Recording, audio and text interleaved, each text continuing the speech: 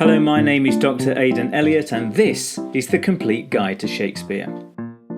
In previous videos I focused on two of the main variations used in an iambic line.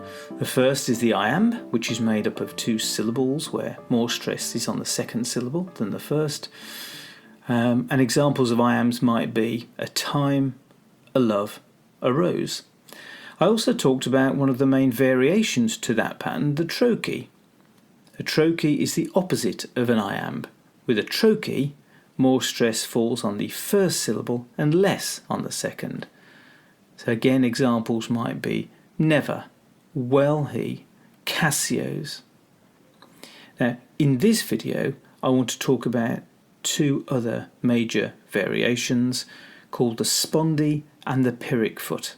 Now, they're often used in the same line or near to each other, so we'll look at various lines and we'll see how they're used.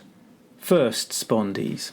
A spondee differs from an iamb in the sense that there is relatively strong stress, and almost equal stress in fact, on both syllables. You can see that in the final foot of this line, where there's virtually no difference between men's and eyes. When in disgrace with fortune and men's eyes.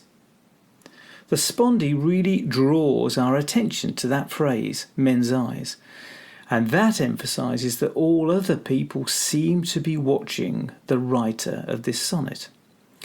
Now, incidentally, the slight downward line over the word men's indicates that the word is stressed, but marginally less than eyes.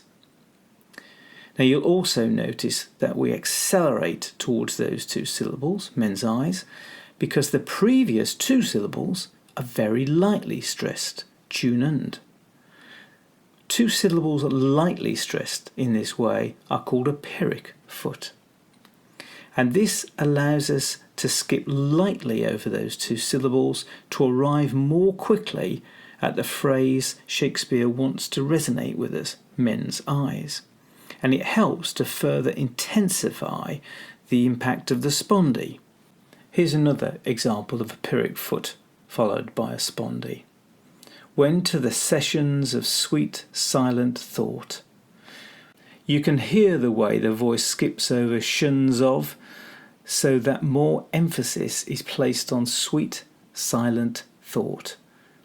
Because it's arranged as a spondee, we linger over the word sweet, knowing that the next word, silent, begins with another stressed syllable. To illustrate this, let's change the line slightly to make it an iamb by removing the adjective sweet and replacing it with an indefinite article a. When to the sessions of a silent thought.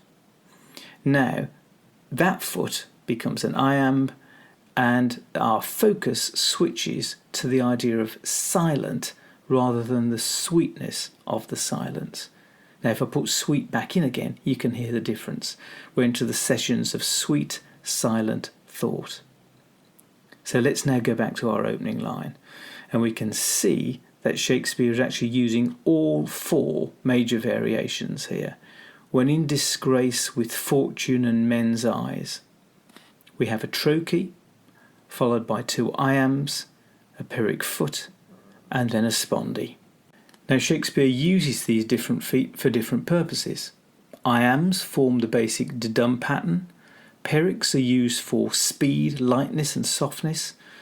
Trochees are used to create abrupt changes and violent interjections, while spondees intensify and emphasise key words and ideas. So in summary, let's look at one final example from the very beginning of Twelfth Night. Here Count Orsino is talking about music and love, and you can hear there is an easy, melodious quality to these lines. If music be the food of love, play on. Give me excess of it, that surfeiting the appetite may sicken and so die. This gives us a good example of how Shakespeare uses all four major types of metrical foot in just 3 lines. So I hope this brief video has provided you with an insight into 2 more of the ways in which the focus of an iambic line can be varied, and that this will help you to get greater enjoyment from the plays of William Shakespeare. Give a thumbs up if you enjoyed this video and subscribe now so that you never miss any of my future posts.